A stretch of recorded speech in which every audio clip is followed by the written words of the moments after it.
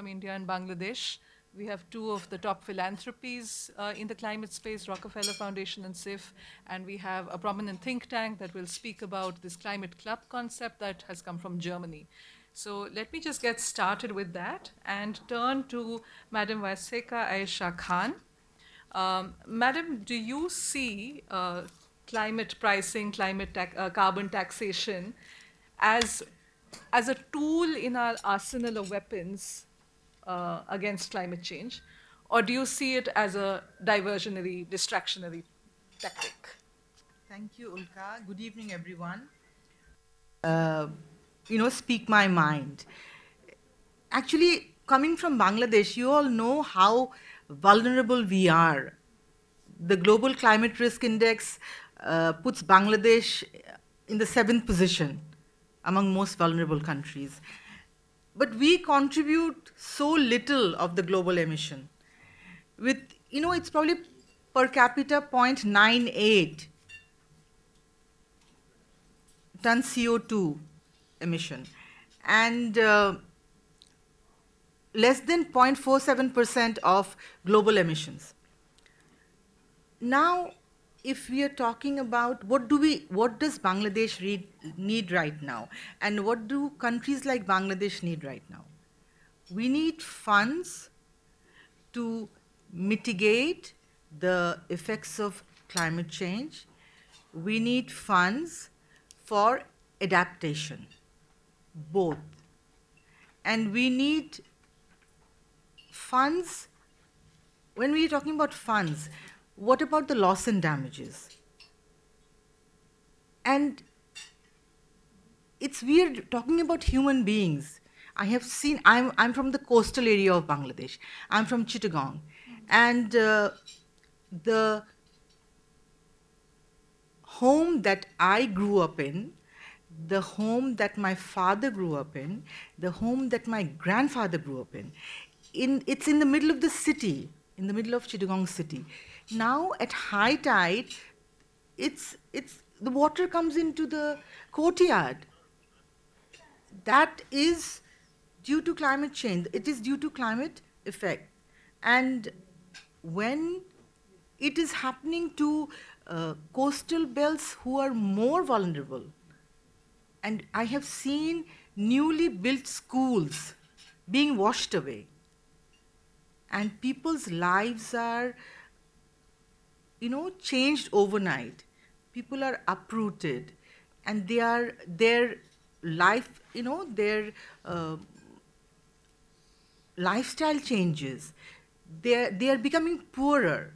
So now if we talk about taxing those poor people, how does that work? To me, it doesn't make any sense.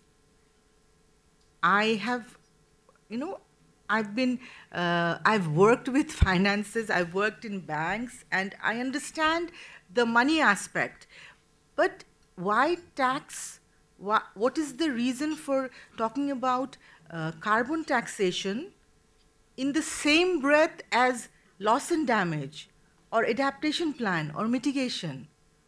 Carbon taxation for poorer, that is, I'm not sure if that is part of the design, that what Kira was saying, and if that is part of the design, then okay, but the richest countries, or the countries emitting the most, will be taxed. That is what you're saying, right? Yeah,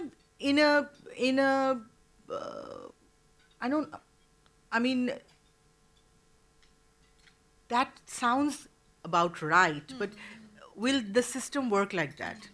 Because we have been sitting for climate funds for how many years now? I mean, no, let's be realistic here. Yes, and see, I chair the Parliamentary Committee on Power, Energy, Mineral Resources in Bangladesh. And Bangladesh being a very energy-hungry economy, because we are developing very fast, we took the decision to cancel the installation of 10 coal-based power plants only this July, okay? which would have, no, which, with that would have, that means 12 billion US dollars of FDI that we have let go. So that is bold. We need bold decisions. There is no time. There is no time to beat around the bush. And like, talking about climate clubs, etc., that will take years. What are we going to do now? How do we look at our children and say that we are not trying to solve it? Like, we passed this motion of planetary emergency in our parliament, I think, 3 years ago. We were one of the first parliaments to pass the motion, unanimously. But then COVID hit, right? So, you see, we have managed to overcome COVID. Now the war has hit. So we will have emergencies. That is life. But does that mean that we don't try to solve the problems of our, this is like there's much to think, but there is not much time to think. We have to act. And, Bangladesh, we're going to implement this climate prosperity plan, Mujib Climate Prosperity Plan, and it will focus on green growth, resilient infrastructure, renewable energy, all these things. But that also requires finances, and all the talk about technology transfer. See, the vaccines, we are still fighting to have the vaccine patents and have them, like many people around the world have not yet been vaccinated. And we couldn't decide, no decision has been made about, sharing the technology of making vaccines.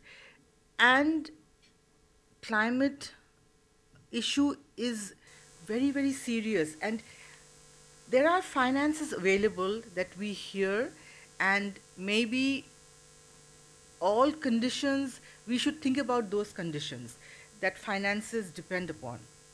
And it could be not all conditions can be met. There are always we have seen that these finances come with a lot of conditions. And if we have to act quickly, we have to make it very simple, that we must have access to funds to ensure that, that climate vulnerable countries have fair access to technology, climate-friendly technology, and also have access to funds so that we can act quickly. Thank you. Thank you very much. And with that, I'm so sorry, we're really out of time, but I really want to thank my fellow panelists. I'm really overwhelmed at the amount of resources you have at your disposal, whether it is political capital, philanthropic resources, intellectual human capital. I mean, you could change the world between you, yes? And really warm thanks to all the participants. Please do keep in touch with us. As you've heard, this is a proposal that we would like to develop